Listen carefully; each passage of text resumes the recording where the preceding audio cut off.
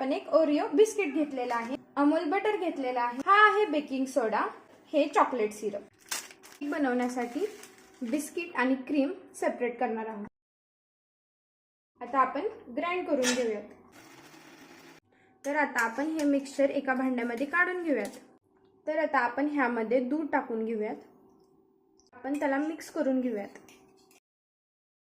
तर आता आपण उरलेल्या दुधामध्ये क्रीम ऍड करूयात। आपण चांगला मिक्स करून घेऊयात। आता ह्यामध्ये आपण बेकिंग सोडा ऍड करूयात। आता मी खाली बटर पेपर टाकून घेतलेला आहे आणि त्यावरती आपले मिक्सचर ओतत आहे।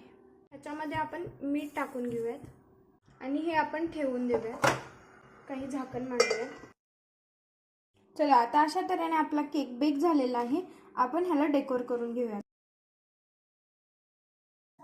आता आपण क्रीमची लेयर देत आहोत, चॉकलेट सिरप।